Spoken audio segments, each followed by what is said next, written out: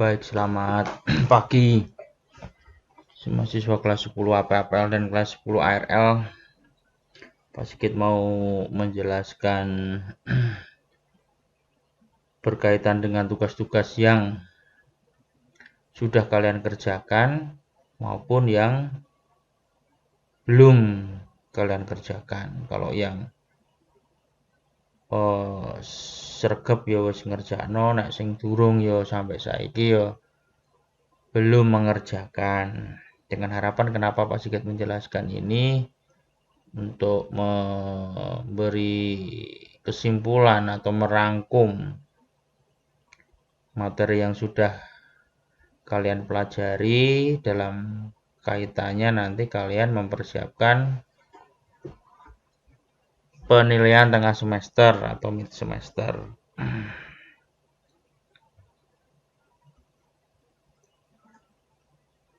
Mulai dari pertemuan 1. Pertemuan 1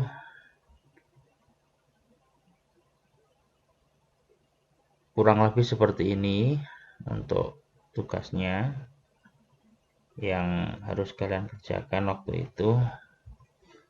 Ada 2 pokok bahasan. Yang pertama adalah membuat peta konsep. Yang pertama membuat peta konsep, yang kedua menjelaskan gambar dihubungkan dengan pokok bahasan yang sedang kita pelajari. Sebelumnya Pak Sigit sudah mengupload modul atau buku atau materi lewat Google Classroom dan juga Pak Sigit upload lewat WA Group. Seperti ini bukunya bagi yang sudah membaca. Nah, untuk dapat menjawab tugas yang ada di sini tentu saja harus membaca buku terlebih dahulu gitu. Terima kasih bagi kalian yang sudah mengerjakan ini dengan baik. Cukup banyak yang Pak Sigit nilai sebagai atau pekerjaannya cukup memuaskan, ya, cukup baik. Membuat peta konsepnya juga bagus, menceritakannya juga lumayan gitu. Paham apa yang Pak Sigit maksud gitu. Tapi ada juga yang agak nggak nyambung antara yang Pak Sigit minta dengan apa yang kalian kerjakan, tapi nggak masalah, nggak apa-apa, kalian sudah berusaha, sudah bagus. Nah, yang paling memprihatinkan itu kalau yang belum menjawab itu, belum mengerjakan soal. Tapi sebagian besar tugas 1 ini sudah kalian kerjakan, kecuali yang belum. Peta konsepnya nih seperti ini. Dihapus saja. Jadi kalau kalian sudah membaca buku ini nanti kalian akan paham yang dimaksud itu apa toh. Peta konsep itu.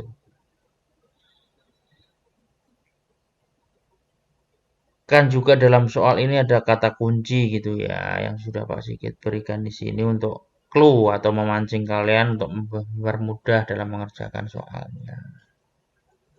Ya, kurang lebih seperti ini. Sudah paham ya? Sudah banyak yang mengerjakan kok sudah. Peta konsep budaya perairan tugas 1 Pak Sigit beri judul seperti itu. Peta konsep ini atau mind mapping katakanlah seperti itu. Itu seperti kalian merangkum pokok-pokok pikiran. Kalian merangkum pokok-pokok materi yang ada dalam sebuah bacaan. Dengan merangkum seperti ini diharapkan nanti kita cara berpikirnya, cara memahami materi itu akan lebih mudah. Misalkan seperti ini, budidaya perairan. Di sini Pak Sigit kasih di tengah ini budidaya perairan seperti itu. Nah, kemudian kegiatan budidaya perairan itu apa saja? Ini yang biru-biru ini tadinya kosong-kosong ya. Nah, kalau kalian sudah membaca bukunya, nah, nanti akan muncul pembenihan, pembesaran, terus kegiatan budaya perairan itu yang juga kegiatan yang berhubungan dengan nutrisi pakan, kemudian kualitas air, kemudian sistem pengadaan sarana dan prasarana. Seperti itu. Nah, ini ada di sini. Nah, nih seperti ini. Jadi kegiatan budidaya perairan itu melingkupi apa saja yang bisa dikatakan sebagai kegiatan budidaya perairan. Pembenihan, pembesaran, nutrisi pakan, kualitas air, sistem pengadaan sarana dan prasarana. Seperti itu. Kemudian organisme yang dibudidayakan dalam budidaya perairan itu mencakup apa saja? Hewan atau tumbuhan yang dibudidayakan. Itu apa saja? Nah, bisa dikelompokkan menjadi ikan atau katakanlah finfish di sini istilahnya. Udang, crustacea, kekerangan, echinodermata dan alga. Loh, dijawab dari ini dari mana, Pak? Setelah membaca buku ini, gitu. Jadi setelah membaca buku, kita merangkum pokok-pokok pikiran atau hal-hal yang poin-poin apa saja yang menjadi poin-poin utamanya seperti itu. Itu kita tempatkan dalam mind mapping. Kemudian tujuan produksi makan daging ikan, perbaikan stok ikan di alam, produksi ikan rekreasi, produksi ikan umpan, produksi ikan hias, daur ulang bahan organik, produksi bahan industri. Tujuan daripada budidaya perairan. Ini dari mana, Pak? Kembali lagi dari sini. Jadi memang kalau kita pengen tahu banyak itu yo, kalau ada perintah membaca yo dibaca kan seperti itu. Kemudian yang keempat itu ruang lingkup. Ruang lingkup itu yo hal-hal apa aja yang dibicarakan kadang-kadang seperti itu dalam kalau kita bicara mengenai budidaya perairan. Berdasarkan kegiatan, berdasarkan spasial, berdasarkan sumber air di permukaan bumi, zonasi darat laut, berdasarkan posisi wadah budidaya. Ini poin-poin penting yang ada di dalam buku ini.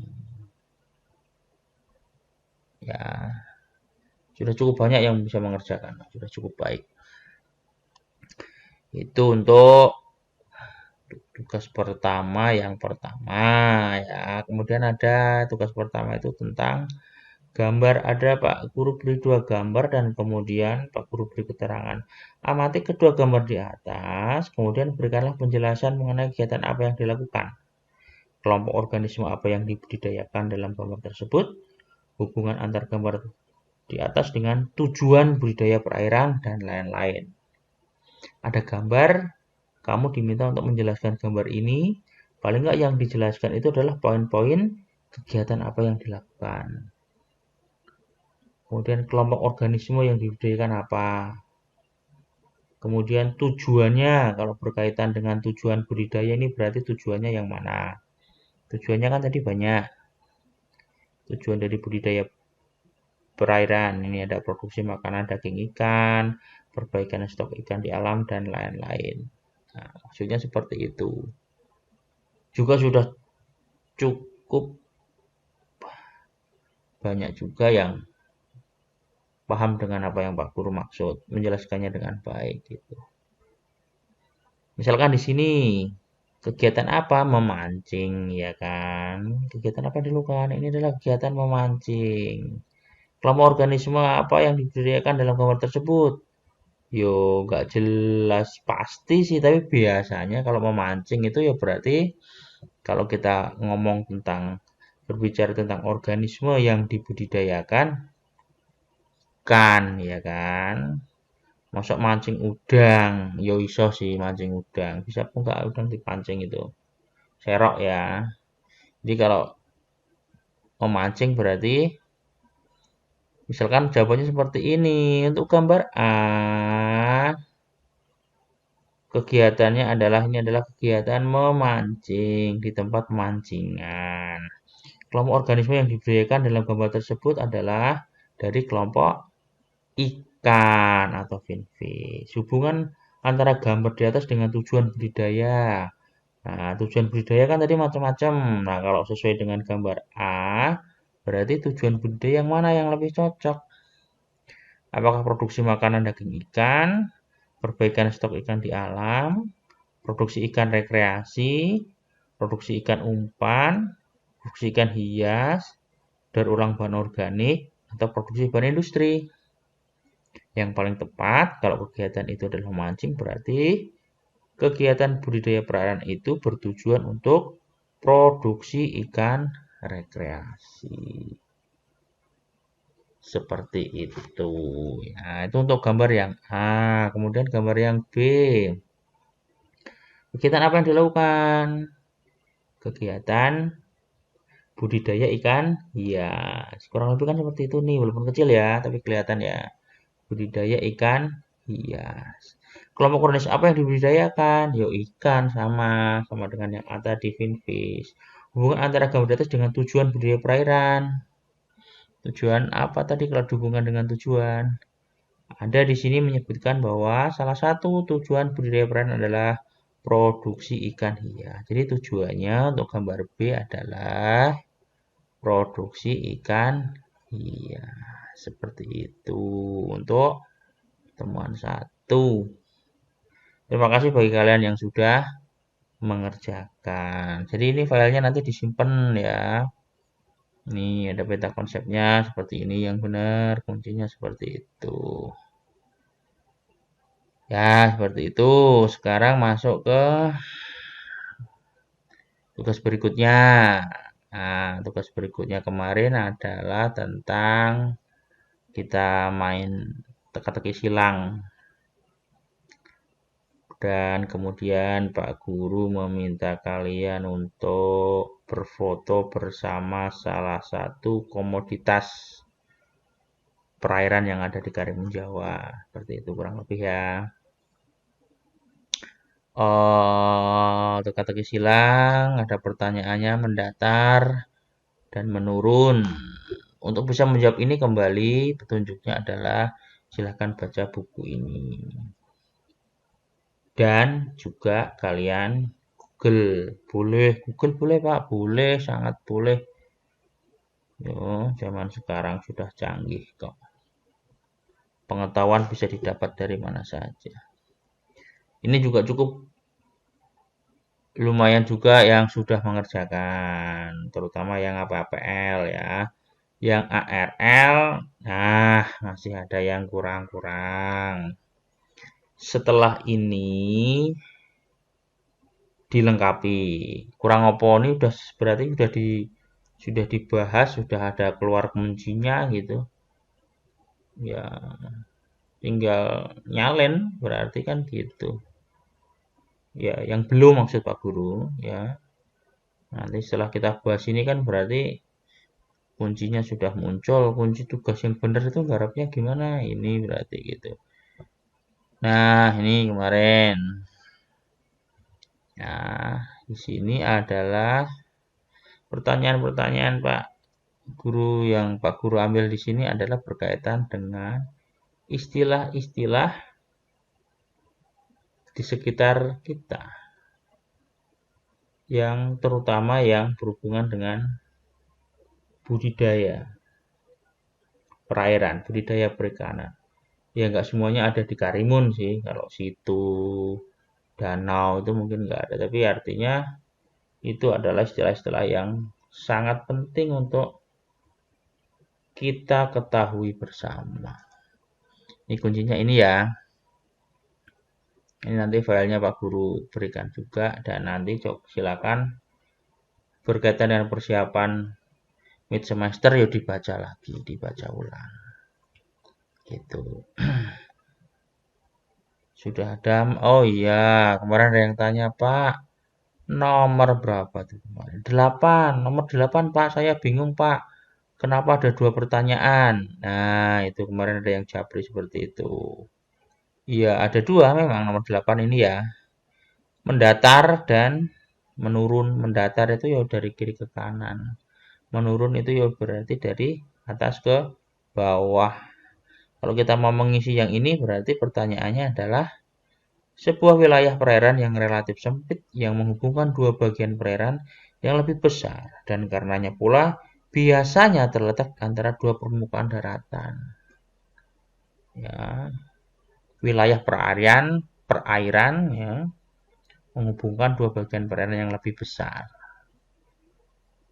Biasanya terletak di antara dua permukaan daratan, di antara dua pulau gitu. Ini namanya ya selat kan gitu. Biasanya arusnya kenceng. Sebelah kiri pulau, sebelah kanan pulau lah kita masuk dari itu berarti kita masuk selat itu maksudnya gitu.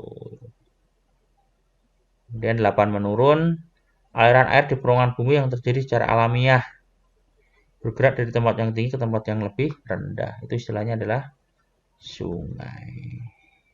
Nanti bisa kalian baca sendiri satu-satu gitu ya. Sebagian besar pertanyaan ini Pak Guru ambil dari buku ini juga, tapi tidak semuanya.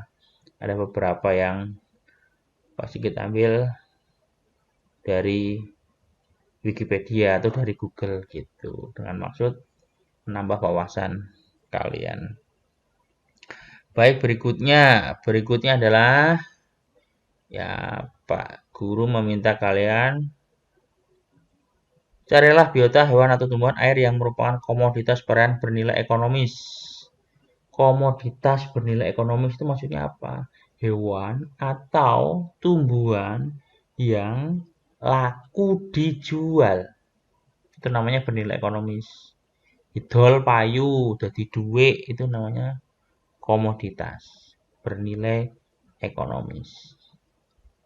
Nah, kemudian Pak Guru minta kalian foto di situ. Apapun pokoknya yang payu didol ning krimun iku apa wae. Dan berikan keterangan foto itu. Nama lokalnya apa, nama ilmiahnya apa, pengambilannya di mana, kegunaannya apa, ditambah keterangan lain, misalkan berkhasiat apa, harganya berapa, gitu. Seperti itu. Nah, oke, Pak Guru beri. Ini salah satu contoh ya, hasil dari teman kalian. Seperti ini, namanya nama ikan todak. Nama ilmiahnya Siphias gladius. Tempat dan waktu pengambilan di rumah sendiri Karimun Jawa 31 Agustus. Guna untuk lauk makanan, pindang kuning, tumbar jinten dan lain-lain. Harga todak kurang lebih 15 kilo. 15.000 maaf per kilo. Hasilnya seperti ini ya udah cukup bagus. Ya. Nah, demikian penjelasan dari Pak Sigit berkaitan dengan tugas. Terima kasih sekali lagi yang sudah mengerjakannya dengan baik. Sip. Ya, yang belum dan pengen entuk nilai lanjut ya menyusul tugasnya walaupun sudah telat-telat. Sudah telat ini sebenarnya, tapi kalau masih ada usaha ya sejauh mana usaha itu nanti Pak Guru layak enggak untuk diberi apresiasi.